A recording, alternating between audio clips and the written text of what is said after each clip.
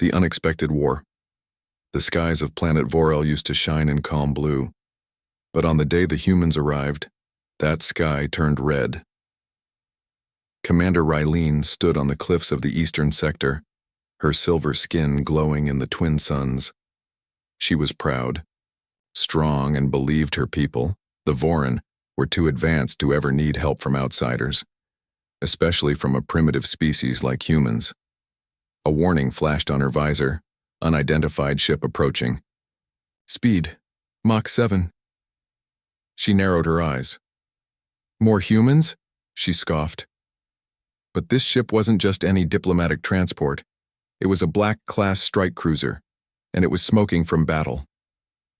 The ship crash-landed near the command center. Rylene rushed down with a unit of elite guards. What she found made her frown. A single human soldier stepped out. His armor was scratched. His eyes were calm. "I'm Sergeant Mason," he said. "The war you're avoiding had just arrived." Before Rylene could respond, her scanners blared again. 6 enemy warships appeared in orbit, none of them human. "What is this?" Rylene shouted. "You ignored our warnings," Mason said. "Now they're coming for both of us." Her council didn't trust the human. They voted to send him away. But Rylene hesitated. There was something in Mason's voice, something that made her uneasy, but she didn't listen. She watched his ship leave, and 10 hours later the first plasma bomb fell. The war had begun, and she had no idea just how high the price of pride would be. Broken shields. The city of Vorel Prime lay in ruins. Ash floated in the air like snow.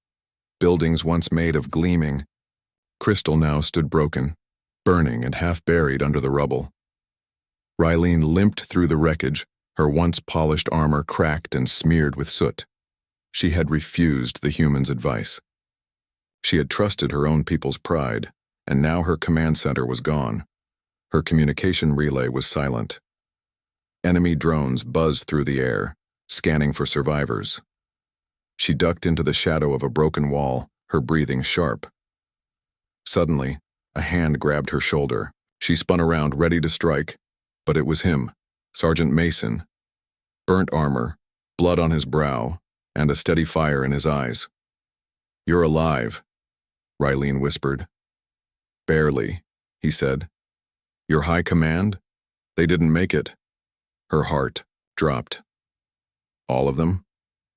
He nodded. "And you've got no backup. The Voran defense grid is offline, shields are down. And the enemy? They're not here to conquer. They're here to erase you." Rylene wanted to argue, wanted to say her people were strong enough, but the sound of a collapsing tower silenced her. "We have to leave," Mason said. "I can't run," she replied, her voice weak. "I didn't say run," he growled. "I said fight." She stared at him. A single human, still standing, still ready, and for the first time in her life she felt something strange. Trust. He took command. They moved fast through the ruins. Mason in front, Rylene close behind, still limping but keeping up. The sky above was dark with smoke and strange-colored clouds from the enemy war engines. Her people's great dome city, once proud and shining, was now a war zone. Rylene clutched her side. Her cracked ribs hurt with every breath. "How far?"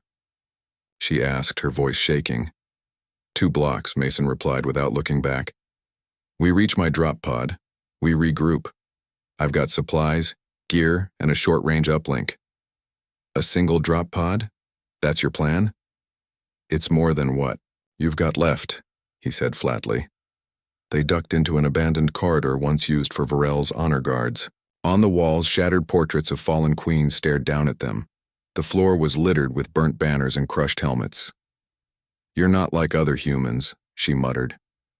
"I was trained to be worse," Mason replied. Suddenly, a sound, a shriek, mechanical and sharp. Rylene's ears perked up. "They're here," she said, her voice tightening. A drone burst through the far window, aiming straight for them. Rylene raised her weapon, but Mason was already moving. He shoved her down, rolled, and fired 3 clean shots. The drone exploded in midair, crashing into the wall behind them. She stared at him, stunned. You didn't even hesitate. He looked at her coldly. I told you. I don't run. She swallowed, realizing something deeper. He wasn't just brave.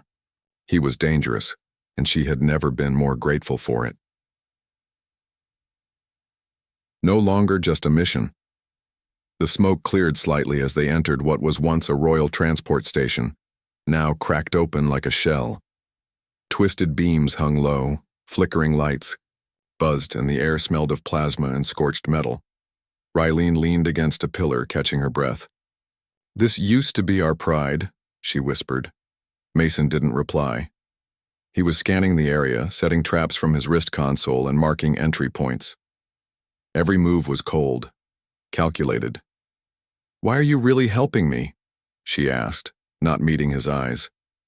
He paused. Because you didn't listen, and now you're paying the price.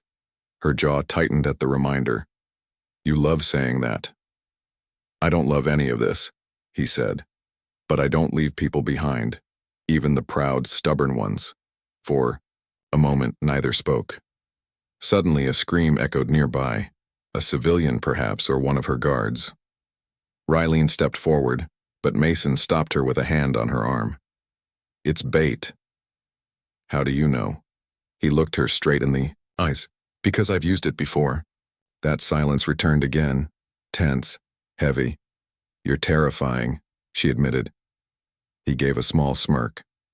And you're not? You challenged my orders in front of my squad. I thought you were just muscle, she said. Mason leaned closer, voice low. That's your problem. You think strength only looks one way. Her heart skipped, part adrenaline, part something else. They moved again. This wasn't just about survival anymore. Something had changed, and neither of them was ready to admit it. The cost of pride. The trap Mason predicted sprang just seconds after they passed the intersection. An energy blast detonated behind them, sending shockwaves through the ruins. Rylene stumbled, her leg giving out.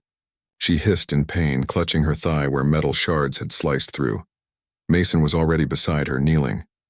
You okay? She bit her lip. Just flesh. You'll bleed out in 12 minutes, he said, checking the damage. His hands worked quickly, cleansing the wound, injecting sealant foam, and activating a pressure wrap. Rylene watched him, confused. Why do you care so much? Mason didn't look up. I told you I don't leave anyone behind, even if they ignored every warning I gave. Her pride flared. I had to make a decision. I'm not weak. No, he said, locking eyes with her. You're not weak. You're just not used to losing. That stung deeper than the injury. He helped her up, supporting her as they limped toward the evac point. Rylene's pride screamed at every step she needed him, but her heart stayed quiet, uncertain. What if we don't make it, she whispered. Mason gave a dark smile. Then we make sure they remember who we were. Suddenly, a message blinked on his wristband. Incoming units 3 hostiles, 60 seconds. He set her down gently behind a shattered wall. Stay here. I'll draw them away. You'll die, she said. Maybe, but you won't. As he turned to leave, she grabbed his arm. Mason, I was wrong. He didn't smile, just nodded. I know. Then he vanished into the shadows, gun drawn, calm as death. 1 human against 3. The ruins were silent until the enemy arrived. 3. Alien warriors armored in black with pulsing red visors moved like shadows through the rubble. They were elite, precise, efficient, trained to kill. But Mason was already waiting. He perched atop a half-collapsed structure, breathing slowly, fingers steady on the trigger of his pulse rifle. His eyes tracked their movements like a predator, reading prey. 1 chance, 1 breath, 1 mission. Protect her. The moment the first alien stepped into the open, Mason fired. A direct shot to the helmet, glass shattered, body fell. The other 2 darted for cover. Human detected, 1 barked. Engage and eliminate. But Mason didn't run. He dropped behind cover and tossed a flash pulse grenade. Light exploded in the shadows. He moved like wind, silent, unstoppable. The second alien barely raised his weapon before Mason tackled him, driving his knife into the gap beneath the chin plate. One twist. Down. The third came at him with a plasma blade, shrieking in rage.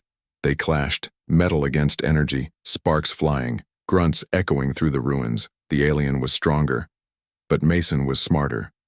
He let the blade nick his shoulder, just enough to get close. Then he headbutted the alien, grabbed its arm, and slammed it into a wall. A burst from his wrist blaster ended it. Silence returned. Rylene watched from behind cover, wide-eyed, blood drying on her leg. 3 enemies. 1 human, still breathing. When Mason returned to her side, her voice was low. "You're not just brave. You're something else." Mason helped her to her feet. "We're not done yet." And together, they walked deeper into the chaos. The price of survival. Rylene limped forward. Her pride shattered, her body weakened. Mason stayed close, one hand ready on his weapon, the other lightly steadying her. They entered the heart of the alien base, once her people's stronghold, now crawling with traitors and mercenaries, the ones she had trusted, the same ones who left her to die. At the center was Commander Vorak, the traitor who mocked humans and tricked Rylene into the mission that nearly killed her. He turned when they entered, sneering at the sight of her leaning on the very human he'd told her to ignore.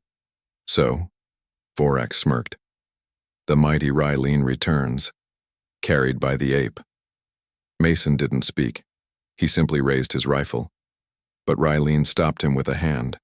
She stepped forward. "I was a fool," she said, her voice raw. "I let pride blind me. I let my caste rule my judgment. And now I see—" Her eyes met Mason's.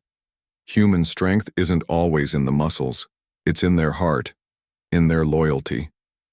Vorak laughed. "Touching, but you're still too late." That's when Mason activated the beacon on his wrist. A rumble shook the chamber. Dropships pierced the skies outside. Human reinforcements, armed and angry. Vorak drew his weapon.